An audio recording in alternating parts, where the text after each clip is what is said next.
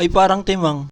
Ngayong araw mga timang walang pasok ang mga estudyante. Ayos, sa wakas makukumpleto na rin ang tulog ko. Hindi sa pagmamayabang pero kaya kong magpuyat kahit puyat pa ako. Sem break na nga pala pero may mga module sa kanilang sinisend. Dahil sa sunod-sunod na bagyo, maraming pasok ang nawala. Kaya ngayon kahit sem break may gagawin ng mga bata sa bahay. At dahil wala pang sinisend na module sa panganay ko, ako muna nagsend sa kanya ng gagawin, magugas ng plato. Madali lang yan nak, hindi mo na kailangan mag-research. Pero bago ang lahat, kailangan ko na nga palang tapusin tong pinasuyo sa akin. Madali lang naman to, lalagyan ko lang daw ng number. Para in case daw na magkagulo-gulo, susundan na lang daw yung number para maayos ang gulo. Naalala ko tuloy kapag kumukuha ng requirements, or kumukuha ng ayuda, or magpapacheck up sa mga public hospital. May number ka na lahat-lahat at nakapila ka na rin, nagkakagulo pa. Madalas kasi talaga nangyayari, yung kararating lang, yung pa ang unang nakakauwi. Mapapasana all ka na lang talaga. Bale, itong ginagawa ko, ipapa-sticker daw nila sa motor. Wala pa kasi akong printer ng sticker kaya hindi pa sila sa akin nagpapagawa. Masarap din sana makabili ng ganong equipment or ganong gamit, pang dagdag negosyo din sana yun. Isa din yun sa mga pinaplano kong bilhin pag nagkapera ako ng sobra-sobra. Ngayon kasi utang pa lang sa akin ng sobra-sobra. Ang hirap kasi mag-ipon ngayon, talagang nauubos pag may tinatago. Pag may nakatago kang konting pera, yung isip mo naman kung ano-ano ang gustong bilhin. Maya-maya nagugutom ka kahit kakakain mo lang.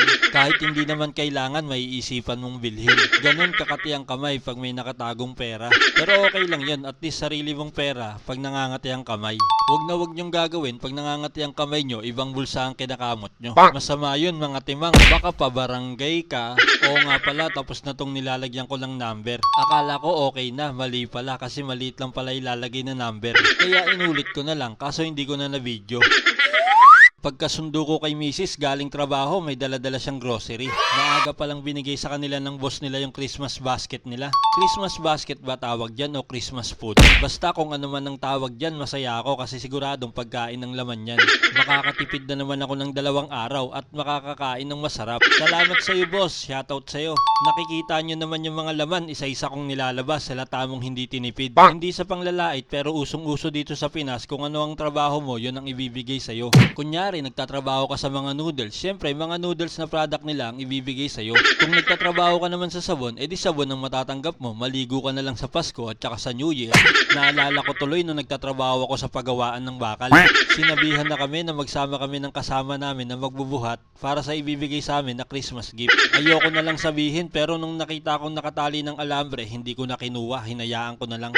Kaya maswerte ka kung may mga gantong company na nagbibigay ng grocery item na ganto kadami. Oo nga pala, hiring sila ngayon, baka gusto mo mag-apply. Basta IT ka, basta graduate ka ng IT at i-PM ko sa'yo kung ano pa ang ibang detalye. Ito ang kanilang company, magbabagong taon na, magbagong buhay ka na. Hindi yung gumraduate ka, tumambay ka lang.